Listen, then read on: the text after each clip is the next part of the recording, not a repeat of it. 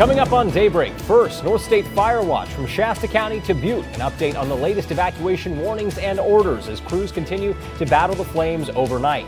Plus, this as firefighters battle blazes across the state, while millions of people across the country face the possibility of extreme heat ahead of the official start of summer. Then later, it's a monument for here. It's history. And now it's gone.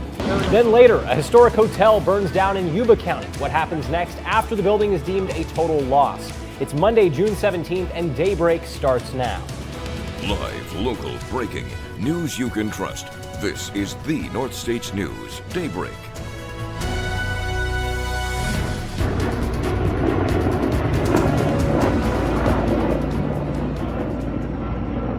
And we begin this morning with an update on the hidden fire burning in Shasta County near the Jones Valley area. Crews battling the flames from both land and sky. This is video from yesterday of a CAL FIRE helicopter picking up water from Shasta Lake, dropping it on the nearby fire that's grown to 45 acres with containment at 25%, according to CAL FIRE's latest update.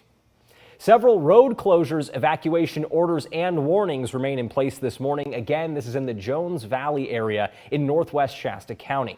Areas marked in red indicate evacuation orders. Anyone within these areas should leave immediately. You can see they're still in effect south of Cove Creek, spanning south to Dry Creek Road and west to Bear Mountain Road. Road closures also remain in effect for Dry Creek and Bear Mountain Roads, and an evacuation warning remains in place for the area north of Bear Mountain Road to the Pitt River arm of Shasta Lake. An evacuation shelter has been set up at Bella Vista Elementary School for all those affected. You can also find all of this information up on our website, krcrtv.com, or by downloading the Genesis Protect app.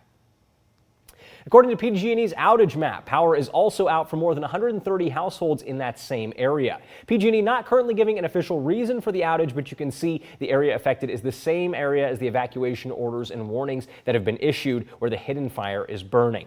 According to PG&E's outage center, the power went out yesterday just before 5:30 p.m. and crews say it should be back on by noon today. And with that, happy Monday. The time is 5:02. Welcome to Daybreak. I'm Preston Dunyan, filling in on the desk this morning for Nazi Javid and also filling in for myself in the Weather Center. But first, taking a live look outside now at the Sundial Bridge as we kick off this work week. We've got the rainbow colors out there for Pride Month across the bridge, and the sun is coming up about as early as it does all year long. We're close to those longest sunrises, but we're going to send you over to the Weather Center and quickly look at that fire danger. So this is what we're talking about. And we'll continue to talk about fires throughout the show, but even though we've seen plenty of fires out there, we talked about the hidden fire, we'll talk more about those fires in Butte County in just a moment, we are seeing that critical fire danger continue. And we talked about this on Friday when I was last in, that it was a fire weather watch that got elevated to this red flag warning. And that red flag warning has been repeatedly extended. So now this runs all the way through 8 a.m. tomorrow. So we've got those gusty winds at play today, and we'll talk more about that in just a moment. Current temperatures across the region running pretty cool. We've got a couple freeze warnings and frost advisories out there, and hence you're seeing those 30s showing up in Crescent City, Hayfork, and Alturas this morning throughout the valley. Comfortable 60s, a little bit of nature's air conditioning.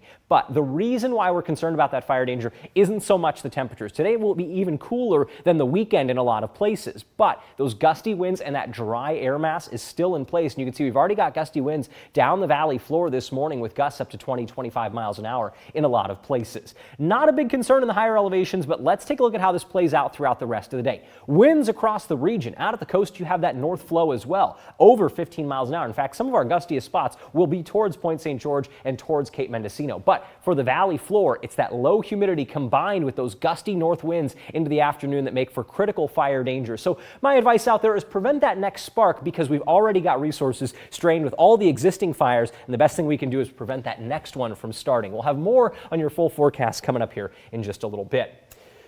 But turning now to an update on the fires burning in Butte County over the weekend, starting with the Junes fire. According to CAL FIRE, crews aggressively attacked the blaze as it grew at a dangerous rate of spread after breaking out Saturday afternoon in the area of 4 Junes Way and the Palermo-Honcut Highway just after 3:30, threatening several structures and prompting several evacuation warnings that have since been lifted. Crews spent overnight and all day Sunday fighting the fire, mapping it at 1,056 acres and 80% contained. Officials say they'll remain on scene today as they continue to work on full control and containment. The cause still under investigation. But that wasn't the only fire to break out in Butte County over the weekend. Crews also battling the Rocky Fire in the Robinson Mill area, also breaking out Saturday, spreading to nearly 18 acres before firefighters were able to get a hold of it. As of their last update, officials say containment is at 70%. The cause of this one is also under investigation. Firefighters in the Northstate weren't the only ones who were busy battling flames over the weekend. Several fires broke out across California, burning thousands of acres, destroying homes and property in the process. This, as much of the country braces for potentially record-breaking temperatures this week, as ABC's Andrew Dimbert reports. This morning, the race is on to stop multiple wildfires in Southern California. One fire north of Los Angeles burning more than 14,000 acres. More than 1,200 people evacuated. The winds are probably going to be the biggest factor in battling this blaze. It's going to make the effort much more difficult. This auto repair shop and dozens of vehicles destroyed just off the 5 freeway. To show you how quick this fire came through, workers at this shop said this fire came through and burnt out these cars in just mere minutes.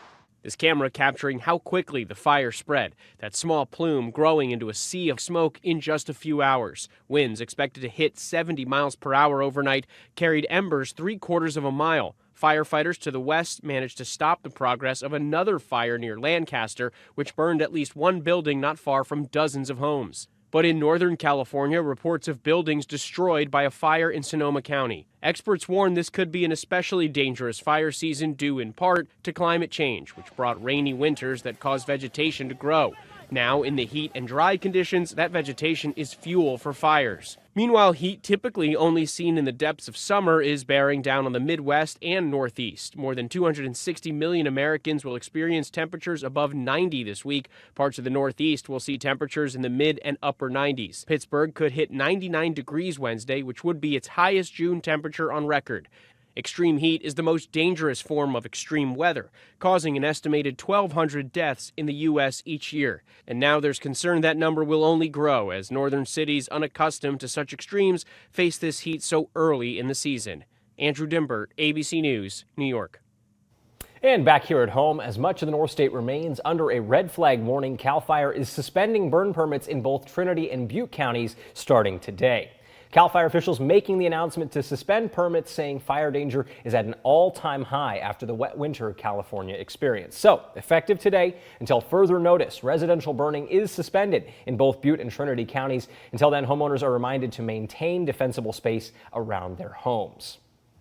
A heads up for Shasta County residents. After burning nearly 900 acres last week, CAL FIRE is planning another set of control burns set to begin tomorrow and to last through Thursday. The first of the 3 burns will begin 2 p.m. Tuesday at Ross Ranch, north of Old Oregon Trail, after which burning will continue in southwest Redding, Wednesday at Gore Ranch, and will wrap up Thursday at Swede Creek Ranch in eastern Shasta County. Officials say smoke will be visible and emergency personnel and air resources will be present.